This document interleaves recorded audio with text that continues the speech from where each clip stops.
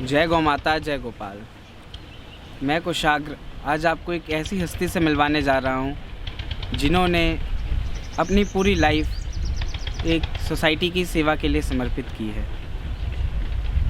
पिछले लगभग 15 वर्षों से वो गौ सेवा में आई हैं और बहुत ज़्यादा गौ सेवा के प्रति, गौ माता के प्रति समर्पित हैं। एक महिला होने के बावजूद सोसाइटी में सेवा करना बहुत बड़ी बात है।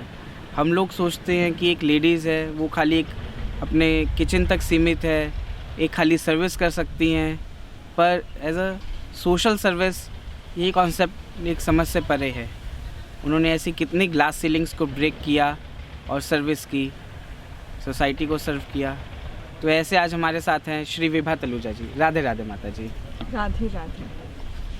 मैं आपसे पहला सवाल ये पूछना चाहता हूँ कि आप एक लाइफ में थी जहाँ पे आप अर्न कर सकती थी बहुत कुछ, आप पढ़ी लिखी हैं, एजुकेटेड हैं, वेल एजुकेटेड, एक सोसाइटी में आप जैसे हम सब लाइफ स्पेंड कर रहे हैं ऐसा कर सकते थे, पर किस चीज़ ने आपको इतना मोटिवेट किया कि आप सोसाइटी की तरफ, गायों की तरफ आप आकर्षित हुई? सबसे पहले तो कुशाग्र में आपका बहुत धन्यवाद करती हूँ कि आपने मुझे इस प्लेटफॉर्म पे कुछ अपने मन की बात कहने का अवसर दिया। और दूसरी बात ये कि ये कहना कि गौ माता के साथ मैं कैसे जुड़ी 15 साल से, ये गौ माता से जुड़ने की जो कृपा है वो संत कृपा ही है। बाबा महाराज के दर्शन से हम लोग इस संस्था के साथ जुड़े, मान मंदिर सेवा संस्थान के साथ, और बहुत ही सुंदर यहाँ पर जो हमें शिक्षा बाबा महाराज के द्वारा मिली सेवा करने की, उसी का ये आज परिणाम है कि हम गौशाला के साथ इतने क्लोजली जुड़ पाए हैं। ये केवल और केवल संत कृपा का ही एक आदर्श यहाँ पर हमें देखने को मिलता है। संत कृपा की आपने बात की तो आप संतों के साथ जुड़ी। आपने, मैंने सुना है आपने पहले एनवायरनमेंट के ऊपर भी काम किया है, नेचुरल नेचर के ऊपर भी आपने काम किया है, एग्रीकल्चर में भी आपका इंटरेस्ट है। तो क्या आपको लगता है कि गौ माता को हम इन चीज़ों से भी कनेक्ट कर सकते हैं? क्या एज ए एनवायरमेंटलिस्ट कहा जाए तो गौ माता की एनवायरनमेंट की उसमें क्या वैल्यू है? देखो, मैं अपने आप को एजुकेशनिस्ट ज़्यादा मानती हूँ। और एजुकेशन फील्ड में होने की वजह से एक तो पढ़ने लिखने का मौका बहुत मिला, बहुत अच्छे अच्छे लोगों से मिलने का मौका मिला, सीखने का मौका बहुत मिला जीवन में। तो यही समझ में आता है कि अगर हम इस देश में जो हम जिसको बोलते हैं कि प्रबुद्ध वर्ग है, जो पढ़ा लिखा एक वर्ग है, अगर वो ही अपनी इस धरती माँ के रूट्स के साथ नहीं जुड़ा रहेगा तो फिर इस समाज का आगे क्या डायरेक्शन हो जाएगा हमारे सोचने से भी परे है, भयावह है जी। और जो हमारी आज की जो पढ़ाई है वो हमें कुछ भी अपने बारे में ज़्यादा इन्फॉर्मेशन नहीं दे पा रही है।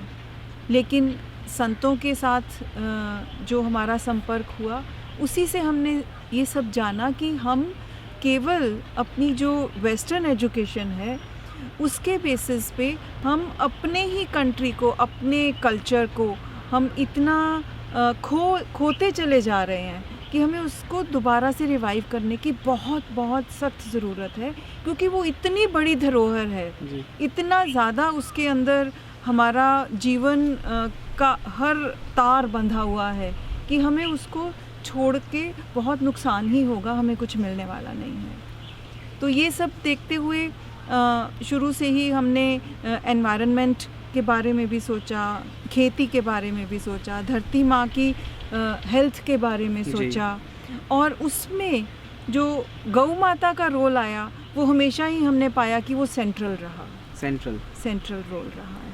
वो कैसे सेंट्रल रहा कि एनवायरनमेंट में, खेती में, तो हाँ। जैसे हम कह सकते हैं कि गोबर आया तो कुछ उसका यूज़ रहा है, किस वजह से सेंट्रल रोल रहा? वो बड़ी इंटरेस्टिंग बात है कि जैसे हम गौ माता का जब लाइफ साइकिल देखते हैं जी तो उसमें क्या पाते हैं कि गौ माता एक ऐसा भगवान का बनाया हुआ एक नायाब प्राणी है जिसमें कि कुछ भी वेस्ट नहीं है। जैसे कोई भी प्राणी, हम अपनी मनुष्य की बात करें तो हम कुछ भी खाते हैं और बहुत सारी वेस्ट जनरेट करते हैं, जी लेकिन गौ माता वेस्ट भी खा लेती है तो भी हमें कुछ ना कुछ प्रोडक्टिव ही देती है। अगर दूध है तो दूध हमारे लिए अमृत है। बिल्कुल है। अगर वो गौमूत्र है, गोबर है, गोमय है, कुछ भी हम उसका हिस्सा कुछ भी देखते हैं वो सब का सब अमृत है। तो इससे हमें ये एक बहुत बड़ी एक शिक्षा मिली कि गौ माँ भगवान ने बनाई ही शायद ये हमारे लिए एक आदर्श प्रस्तुत किया है कि हमें अपना जीवन कैसा जीना चाहिए, कैसा बनाना चाहिए, जिसमें कि हम किसी का भी कुछ भी वेस्ट नहीं कर रहे हैं, किसी को कोई हार्म नहीं कर रहे हैं, केवल और केवल हम लाभ ही दे रहे हैं और शुभ लाभ दे रहे हैं। ये बहुत बढ़िया बात आपने कही कि गौ माता जो है हमें कुछ देती ही देती है, हमसे कुछ लेती नहीं है। तो इस बात को आप बताएं हमें कि एज ए एजुकेशनिस्ट आपने कहा, तो हम कैसे एजुकेशन सेक्टर में इसको लाएं ताकि जो आज हमारे बच्चे हैं, आज की हमारी युवा पीढ़ी जो है वो इस चीज़ को जाने और समझे। देखिए आजकल वैसे भी आपने देखा होगा कि बीमारी बहुत ज़्यादा फैल रही जी। है। जहाँ पे भी हम किसी जगह बात करते हैं तो किसी को एलर्जीज़ हैं, किसी को कैंसर तो ऐसा हो गया है कि हर घर में कोई पेशेंट कैंसर का बिल्कुल है। मिलने लगा है। हार्ट प्रॉब्लम्स इतनी बढ़ गई हैं, तरह तरह की लिवर सिरोसिस इतना कॉमन हो गया है। और इसका जो रूट कॉज है वो हमारा दूषित भोजन है। और दूषित भोजन ये मैंने कभी नहीं ये कहूँगी कि साइंस ने इसको दूषित किया, क्योंकि साइंस ने हमें और भी बहुत बड़ी समझ दी है जीवन जीने की। लेकिन जब हम किसी भी चीज़ का मिसयूज़ करने लग जाते हैं तो वो वरदान ही हमारे लिए अभिशाप बन जाते हैं। तो इस तरह से जीवन शैली बनाने से लालच जैसे बढ़ता चला गया कि हमें प्रोडक्शन और चाहिए और चाहिए और चाहिए, तो उसके करते हुए हम लोग कहीं अपना रास्ता भटक गए। प्रॉफिट के लिए हम कहीं प्रॉफिट साइड के लिए हमने कहीं पे भी अपने एथिक्स को कॉम्प्रोमाइज़ कर दिया। सो इस तरह से अगर हम फिर से वापस अगर अपनी जीवन शैली को लाना चाहते हैं तो उसमें फिर हमें प्रकृति से ही सीखना है। गौ माता से बड़ा एक आदर्श रोल मॉडल हमारे लिए और कुछ है नहीं शायद इस हमारे आसपास की दुनिया में। तो उसमें जब हम देखते हैं कि जब हम खेती में केमिकल बहुत ज़्यादा हो गया, हमारी धरती ख़राब होने लगी, धरती रोने लगी रादर जी कि प्रोडक्शन हो ही नहीं पा रहा है धरती में, तो अब क्या किया जाए। तो उसके लिए गाय का गोबर, उसका कंपोस्ट, गौमूत्र, गौ के ही मूत्र से और कुछ नेचुरल चीज़ों से बने हुए पेस्टिसाइड्स, बायो पेस्टिसाइड्स कह लीजिए चाहे उनको, तो ये सारी चीज़ें धीरे धीरे ये एंशिएंट नॉलेज रिवाइव होने लगी है। और बहुत शहरों में अब मैं अपने आसपास देख रही हूँ, मैं चंडीगढ़ से हूँ, तो हमारे वहाँ पर बहुत ऐसे यंग बच्चों के भी ग्रुप्स बनने लगे हैं जो कि ऑर्गेनिक फार्मिंग कहें या नेचुरल फार्मिंग कहें। ऑर्गेनिक फार्मिंग और नेचुरल फार्मिंग में भी थोड़ा सा डिफरेंस है। तो नेचुरल फार्मिंग की जब हम बात करते हैं तो गौ माता के बिना नेचुरल फार्मिंग संभव नहीं हो पाती। तो ये सारी चीज़ें अब हर इंसान समझने लगा है। अपना लालच थोड़ा सा हमें उसको घटाना है और अपनी ज़रूरत को पूरा कैसे किया जाए उसके ऊपर विचार करना है, तभी हमारा जीवन थोड़ा अच्छे से बन सकता है। ये बहुत बढ़िया पॉइंट कहा आपने। हेल्थ को लेके जो हेल्थ इश्यूज़ आज हमारे बीच में बढ़ रहे हैं, मेडिकल हॉस्पिटल्स ज़्यादा खुल रहे हैं, उसका मेन रीज़न ही यही है कि हम कहीं ना कहीं ऑर्गेनिक और गौ माता से अलग हो रहे हैं। तो इसमें मेरा अगला सवाल है आपसे कि हम सोसाइटी का क्या रोल है, सोसाइटी में क्या करना चाहिए कि लोग गौ माता से जुड़ें, ये सोसाइटी का क्या नज़रिया है गौ माता के प्रति और क्या होना चाहिए? अभी तक तो देखो ऐसा लगता है कि गौशालाएं खुल रही हैं, जगह जगह पे गौ माता की सेवा जी। होती थोड़ी बहुत दिखनी शुरू हुई है अपने समाज में, लेकिन वो शायद अभी सफिशिएंट नहीं है। अभी बहुत कुछ हमें करना बाकी है। और कैसे किया जाए, सबसे पहला तो हमें अपने ही सोच में बदलाव लाना है, परिवर्तन लाना है। वो क्या लाना है कि हम जो आज इतने ज़्यादा कंज्यूमरिज्म में आगे बढ़ गए हैं कि हमें हर चीज़ बहुत ज़्यादा चाहिए, जी। उस चीज़ को हमें अपने आप के ऊपर, अपनी सोच पे रिस्ट्रिक्शन थोड़ा सा हमें ज़रूर लगाना चाहिए कि हम उतना ही नेचुरल रिसोर्सेज को खर्च करें जितनी हमें आवश्यकता है। हम उससे ज़्यादा, बहुत ज़्यादा हर चीज़ के बारे में ये ना चाहें कि भी सब कुछ हमारे पास होना चाहिए, चाहे वो हमारे काम का हो चाहे ना हो। तो एक तो अपनी ज़रूरत को समझना जी। और उसी हिसाब से नेचुरल रिसोर्सेज को खर्च करना, ये एक पहला पॉइंट है।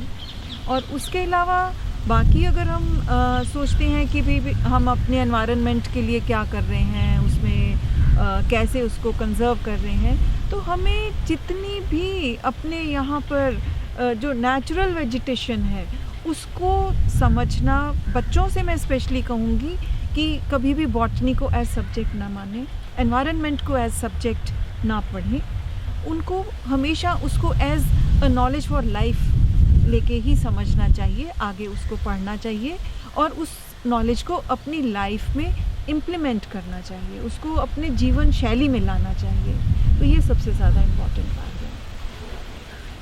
तो क्या कहीं ना कहीं जो है हमें गौ माता को भी एजुकेशन सेक्टर में लाना चाहिए? क्या स्कूल की बुक्स में गौ माता एक ऐसे से आगे बढ़ना चाहिए गौ माता के लिए हमें? शाकरा, ये आपने बड़ी सुंदर बात कही कि एक ऐसे से इसको गौ माता को आगे लाना चाहिए। ठीक बात है, क्योंकि गौ माता, जैसे मैंने कहा कि ये हमारी एक जीवन शैली का सेंट्रल पॉइंट है। जी। तो अगर हम खाली गौ माता की बात ना करके पूरे जीवन शैली की बात करते हैं तो गौ माता तो अपने आप बीच में खड़ी है ना। तो इसलिए अपनी जीवन शैली को जैसे ही हम सुधारेंगे, गौ माता तो अपने आप हमारे बीच में ही रहेंगी। उनको कोई अलग से हमें कोई चैप्टर बनाने की, कोई सब्जेक्ट बनाने की शायद ज़रूरत नहीं पड़ेगी, क्योंकि जो चीज़ नेचुरली हमारे साथ सिंक्रोनाइज़ कर जाती है, हमारी थॉट में चली जाती है, तो वो अपने आप ही उसकी हमारी अटेंशन पूरी वहाँ पर पहुँच ही जाती है। अगला सवाल मेरा आपसे ये है कि क्या हमें गौ माता को सोसाइटी में वो लव और रिस्पेक्ट दोनों चीज़ें देनी चाहिए, मिलनी चाहिए उनको, जो कभी पहले हमारे एंसेस्टर्स देते थे? जैसे आप कह रहे सेंट्रल पॉइंट थी वो हमारी जीवन शैली का हिस्सा है गौ माता, और जीवन शैली का नहीं, हमारे एक परिवार का भी हिस्सा है गौ माता। पर आज वो नहीं है, शहरों में तो बिल्कुल नहीं है। और अगर हम रूरल एरिया, अपने गाँव की तरफ बढ़ें तो वहाँ भी ये कल्चर कम होता जा रहा है धीरे धीरे। ख़त्म तो नहीं कहूँगा मैं, पर कम होता जा रहा है। हाँ, ये मैकेनाइजेशन का रिज़ल्ट है, क्योंकि जब ट्रैक्टर्स इतने आ गए, धरती जो पहले बैलों से जुता करती थी, कोल्हू के बैल, कोल्हू चलाते थे बैल, और रहट चलते थे, तो बैल का भी गौ माँ से के बराबर का एक ओहदा था जी। हमारे किसान भाइयों के जीवन में। और भारतवर्ष तो वैसे भी खेती प्रधान क्षेत्र हमेशा देश रहा है, तो इस वजह से जैसे जैसे ये मैकेनाइजेशन बढ़ी है, तो ये यूटिलिटी ओरिएंटेड इकॉनमी जैसे बनी है, तो उस वजह से बैलों की जो इम्पोर्टेंस है वो घटने से गौ माता का भी हम देख रहे हैं कि ह्रास हो रहा है। और केवल दूध और दूध पर ही अपने आप को डिपेंडेंट करना, ये कुछ ठीक नहीं है हमारे लिए भी, क्योंकि हम कभी भी कोई भी कम्युनिटी ऐसी नहीं देख सकते कि जिसमें केवल मेल्स या फीमेल्स ही रह जाएं। लेकिन जब हम दूध की बात करते हैं तो वो खाली फीमेल ओरिएंटेड अप्रोच रह जाती है, जो कि बिल्कुल भी इम्बैलेंस्ड है, सही नहीं है।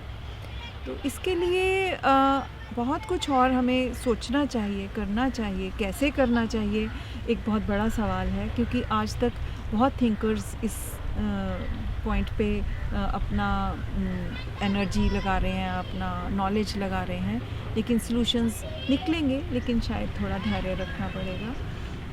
इसी उम्मीद से कि ज़रूर हमारा ये बैलेंस दोबारा से रिवाइव होगा, तो मैं ये बात कहना चाहूँगी। जैसे आज गवर्नमेंट है, रिन्यूएबल एनर्जी के ऊपर उसका काफ़ी फोकस है गवर्नमेंट का, कि कैसे वेस्ट रिसोर्सेज से हम आगे एनर्जी जनरेट कर रहे हैं, क्योंकि एनर्जी सेक्टर में काफ़ी स्कोप देखा जा रहा है आने वाले टाइम में, और एनर्जी की डिमांड भी बहुत है, क्योंकि जो हमारे नेचुरल फ्यूल्स हैं ये, हम उनको जैसे डिप्लीशन हो रहा है, तो हमें अल्टरनेटिव्स चाहिए एनर्जी के लिए। तो उसमें गौ माता कहाँ स्टैंड करती हैं, या गवर्नमेंट की क्या आपको लगता है पॉलिसीज़ हैं कि हम गौ माता को फार्मिंग में तो हम ट्रैक्टर्स मैकेनाइजेशन हो गया, शायद उस फील्ड में वापस जाना तो मुश्किल है अब, तो क्या रिन्यूएबल एनर्जी की फील्ड में हम आगे जा सकते हैं, गौ माता आगे जा सकती हैं? बहुत अच्छा सवाल है, क्योंकि आज हम जितनी भी गौशालाज देख रहे हैं अपने आसपास बनती बढ़ती, स्पेशली हमने माता जी गौशाला को शुरू से बनते और बढ़ते हुए देखा है, तो इसमें एनर्जी प्रोडक्शन हमारा बहुत ही बड़ा एक इसमें हमारे प्रोसेस डेवलपमेंट के प्रोसेस का एक हिस्सा रहा है। और वो ये है कि बायोगैस जनरेशन, बायोगैस बनने से हमारी वेस्ट की प्रॉब्लम सॉल्व होती है। जो भी इसमें वेस्ट जनरेट होता है, वेस्ट तो कहना ही नहीं चाहिए, खैर हम तो ये मानते हैं कि लक्ष्मी का वास गोबर में ही है, ये तो गोधन है जी। तो इसी थॉट को मटेरियलाइज होते हुए हम अपनी इस श्री माता जी गौशाला में देख भी रहे हैं जी। कि बायोगैस बन रही है, गोबर यूटिलाइज हो रहा है, और उससे अब आगे एनर्जी की प्रोडक्शन भी हो रही है, इलेक्ट्रिसिटी बन रही है। और छोटे किसान के लिए तो मैं कहूँगी कि ये बहुत ही अच्छी प्रोपोजिशन है कि गोबर से और जो भी कोई बायोमास होता है उस सब को मिला के गैस बनती है, गैस से बिजली बनती है, और जो हमारी डिपेंडेंस अपॉन हाइडल पावर है वो बहुत इससे कॉम्पनसेट हो जाती है, जो कि ये हमें फ्री में मिल रही है। इसकी कोई ट्रांसमिशन लाइन की ज़रूरत नहीं है, ये स्टैंड अलोन सिस्टम है। और आगे इलेक्ट्रिक व्हीकल्स भी जैसे आ रहे हैं। हाँ, सीएनजी व्हीकल्स, हाँ, इलेक्ट्रिक व्हीकल्स, इलेक्ट्रिक रिचार्ज करना अपनी व्हीकल को, बैटरीज को, या अपने लिए इलेक्ट्रिसिटी प्रोड्यूस करना, तो ये बहुत ही इकोनॉमिकल ऑप्शन है और बहुत आई वुड से कि प्रोडक्टिव ऑप्शन है, क्योंकि इसमें दोनों ही काम हो रहे हैं। एनर्जी की नीड भी फुलफ़िल हो रही है और सॉइल की नीड भी फुलफ़िल हो रही है। बहुत अच्छा पॉइंट है ये कि गौ माता के गोबर से, जिसको आज तक हम सब वेस्ट समझते हैं, अभी भी समझ रहे हैं, वो एक ऐसा अच्छा रिसोर्स है हमारी इलेक्ट्रिसिटी का। चलिए, ये सब तो हमने बात की आज की मॉडर्न वे से कैसे गौ माता कनेक्ट किया जाए। आप श्री माता जी गौशाला से जुड़ी हुई हैं फ्रॉम द फर्स्ट डे, तो अब हमें गौशाला के बारे में कुछ बताएं। कैसी है श्री माता जी गौशाला? श्री माता जी गौशाला, क्योंकि मैं शुरू से बाबा के साथ जुड़ी और यहाँ पर हमने देखा कि कैसे कैसे ये डेवलप हुआ है, बहुत ही प्लेजेंट एक इसकी डेवलपमेंट की जर्नी है, जो कि केवल 3 गाँवों से शुरू हुआ था ये हमारा मिशन। और आज आपको ये जानकर बड़ी खुशी होगी कि 55,000 गोवंश की यहाँ पर मातृवत सेवा हो रही है। बहुत ज़्यादा एकदम इंक्रीज़ है ये नंबर, बहुत बड़ा नंबर और है। केवल 13 वर्ष की समय में, अवधि में ये इतना बड़ा कार्य हुआ है। मैं तो इसकी विकास दर देखूं तो बहुत ज़्यादा बैठेगी, तो डबल डिजिट्स में आएगी। बिल्कुल बिल्कुल, क्योंकि जब यहाँ पर हम लोग आर्किटेक्ट के साथ हम लोग लाइजन करते थे और बिल्डिंग्स, शेड्स बनाना, वो सब करना प्लान होता था, तो जब आर्किटेक्ट साहब हमारे बोलते थे कि भाई कितने गौवंश के लिए हमें एकोमोडेशन चाहिए, तो बोला गया कि 800,000 गौवंश, क्योंकि 3 से तो शुरू हुआ था। तो उसके बाद जैसे ही अभी एक शेड बनना शुरू हुआ, दूसरा बना, तो इमीडिएटली इतने ज़्यादा गौवंश की वृद्धि यहाँ पर हमने देखी कि जब हमने 800 का प्लान किया तो यहाँ पे 10,000 पहले ही हो चुके थे। वाह। तो इस तरह से एक्सपोनेंशियल ग्रोथ हमने होता यहाँ पे देखा है, क्योंकि संत कृपा से, फिर राधा रानी जी की कृपा से जो यहाँ पर सेवा का माहौल बना वो इतना सुंदर बना कि जहाँ पर भी आसपास कहीं पे भी गौ माता अगर डिस्ट्रेस में किसी को भी पता लगती थी तो हर कोई श्री माता जी गौशाला में ही पहुँचता था मतलब उसकी अपने सेवा आसपास के के लिए। एरियाज की गाय यहाँ पे सभी आई हैं। बहुत बहुत और कहाँ से गौ माता आई, जैसे आसपास एरिया से आई, किसान दे गए? ब्रज के क्षेत्र से तो आई ही, लेकिन आसपास जैसे दुर्भाग्य से हमारे देश में कुछ स्मगलिंग भी बहुत हुई है गौवंश की, तो उसमें इवन पुलिस ने हमारा इस मामले में बहुत साथ दिया कि जहाँ पर भी कहीं पे भी वो गौ माता की स्मगलिंग होते देखते थे, जो कि स्लॉटर हाउसेस के लिए जा रही थी, कहते हुए भी दुख होता है, लेकिन उन्होंने उनको बचाने की कोशिश की और वो सेवा का जो कार्यभार था वो श्री माता जी गौशाला ने बड़ी प्रसन्नता से उसको अपने हाथों लिया। और आज हम देख ही रहे हैं कि ये कम से कम अगर विश्व की नहीं तो हमारे नॉर्थ इंडिया की तो बहुत बड़ी एक उपलब्धि है जहाँ पर इतनी बड़ी गौ सेवा हो रही है। मुझे तो ऐसा लगता है कि ये नॉर्थ इंडिया ही नहीं बल्कि इंडिया की एक ऐसी गौशाला है जहाँ पे एक ही कैंपस में 55,000 प्लस बिल्कुल गौ ठीक माता बात है। हैं। बिल्कुल ठीक बात है। एक अंडर वन रूफ जो अगर इतना बड़ा नंबर गौवंश की सेवा का अगर है तो केवल श्री माता जी गौशाला में ही पाया गया है। आप यहाँ पे क्या सेवा देख रही हैं श्री गौशाला, माता जी गौशाला में? मैं अपना कोई भी रोल ज़्यादा डिफ़ाइन करना नहीं चाहूँगी, क्योंकि ये बहुत बड़ा एक ग्रुप है वॉलंटियर्स का, डिवोटीज़ का, जी। जिसमें कि हर कोई अपनी एक्सपर्टीज़ इसमें देता है। जैसे बायोगैस प्लांट की अभी हमने बात की, फिर उसकी आगे कंपोस्टिंग की बात, कंपोस्ट दूर दराज गुजरात और कहाँ के स्टेट्स में, यूपी में, गुजरात में, राजस्थान में कहीं तक जा रही है। तो इस तरह से और भी जो भी फार्मेसी यहाँ पे गौ माता के जो गौमय के प्रोडक्ट्स हैं उससे वो बनने लगे, तो ये सभी का एक कंट्रीब्यूशन है, बहुत बड़ा एक योगदान है हर किसी का। एक इतनी सुंदर जो सिनर्जी यहाँ पे बनी है सारे कार्य की, वो अपने आप में एक अजूबा ही मैं समझूंगी। जो विभा जी, आजकल एक नया कॉन्सेप्ट आया है, वीगन कॉन्सेप्ट, और ये बहुत ज़्यादा लोग इसको अपना रहे हैं। ये क्या है वीगन? देखो कुशाग्र, अभी ऐसा बहुत ज़्यादा जगह पे सुनने में आता है कि गऊं के प्रति बहुत ज़्यादा क्रुएल्टी होने लगी है। जैसे अभी हमने बात की कि गऊएं स्मगल हो रही थी और गौ माता की प्रोटेक्शन के लिए ही उनको फिर यहाँ पर हमारी श्री माता जी गौशाला में लाया जाता रहा।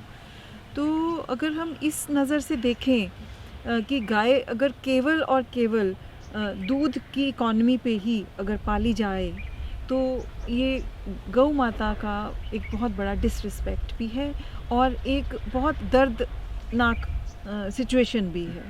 क्यों? क्योंकि जैसे ही गऊ दूध देना बंद कर देती हैं तो वो एक यूटिलिटी उनकी नहीं रह जाती है। तो उस यूटिलिटी इकॉनमी में फिर गौ माता की दुर्दशा ही दुर्दशा रह जाती है।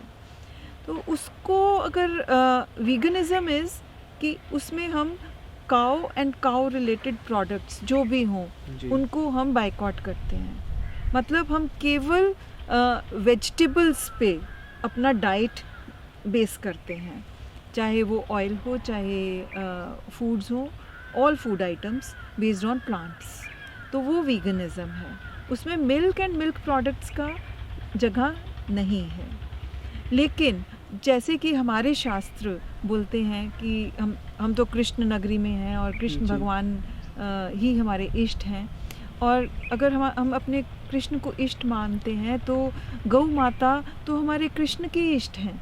बिल्कुल है। तो उस तरीके से अगर हम देखते हैं तो गौ माता का जो दूध है वो माँ का स्टेटस गौ को इसीलिए है क्योंकि वो हमारी माँ के दूध की जितना ही पोषक है। हमारे शरीर के लिए, हमारे वेल बीइंग के लिए, हमारी हेल्थ के लिए, जी तो ये उतना ही हमारे लिए इम्पॉर्टेंट है। और इसको बिल्कुल बहिष्कार कर देना तो और भी डेटरेंट है फॉर द काउस। तो क्या गाय के फेवर में है ये वीगन का कंसेप्ट या गाय के अगेंस्ट में है?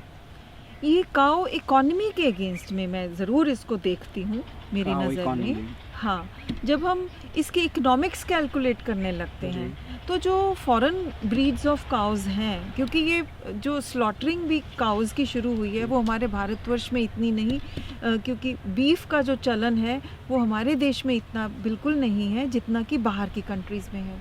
और उनके लिए शायद किसी भी गाय को जानवर मान लेना उनके लिए कोई अजीब बात नहीं है। वो एज एनिमल ही ट्रीट कर रहे हैं। जब तक कुछ फ़ायदा मिला तो ले लिया, उसके बाद में काट दिया और उसका भी फ़ायदा ढूंढना शुरू किया कि उसके चाहे वो फ्लैश में फ़ायदा मिले चाहे स्किन में मिले, तो उसमें भी उन्होंने अपनी इकोनॉमिक्स ही बनाई है। तो उस तरीके से बिल्कुल ठीक है। अगर कोई कंट्री में जहाँ पे गाय का इतना भी रिस्पेक्ट नहीं है कि उनको हम अपना पार्ट ऑफ फैमिली बना के रख सकें, तो वीगन बनना बहुत ठीक है। लेकिन जो हमारी संस्कृति में हम अगर केवल भारतवर्ष की बात करते हैं तो हमारे लिए वीगनिज़्म बिल्कुल भी हमारे थॉट कॉन्शियसनेस के साथ ये मैच नहीं करता है कॉन्सेप्ट। क्यों? क्योंकि गाय हमेशा से हमारे परिवार का, हमारे घर का एक हिस्सा रही हैं और वो हमारी माँ हैं, और माँवत ही गौ माता की हमेशा भारतीय लोगों ने सेवा किया है। जैसे तो हमारा डेयरी सेक्टर हम देखते हैं, हमारे यहाँ पे तो एक स्टेट है जैसे हरियाणा स्टेट, वहाँ पे एक कहावत फेमस है कि दही दूध का खाना हमारा हरियाणा। तो हाँ। बिल्कुल ये दही और दूध के कॉन्सेप्ट के अगेंस्ट है, डेयरी सेक्टर के भी अगेंस्ट में है ये। तो क्या इस चीज़ का इम्पैक्ट डेयरी की इकोनॉमिक्स पे भी है? डेयरी इकोनॉमिक्स पे आता है, लेकिन अगर हम इंडियन ब्रीड काउज़ की जी। ही डेयरी करते हैं तो शायद ये हमारी इकोनॉमिक्स बहुत वायबल हो जाती है। बहुत सारी कैलकुलेशंस आपको मिलेंगी। बहुत लोगों ने इसके ऊपर काफ़ी स्टैटिस्टिक्स भी इकट्ठा किया है कि जो हमारा इंडियन ब्रीड काउज़ या गौ माँ का जो मिल्किंग स्पैन है जी। वो बहुत लंबा है compare to foreign breed cows. Okay. क्योंकि फॉरेन ब्रीड काउ जो है वो 3 से 4 वर्ष तक ही प्रोडक्टिव रहती है, उसके बाद में उनकी यूटिलिटी धीरे धीरे बिल्कुल ख़त्म हो जाती है। लेकिन जो हमारी भारतीय नस्ल की गौएँ हैं जी।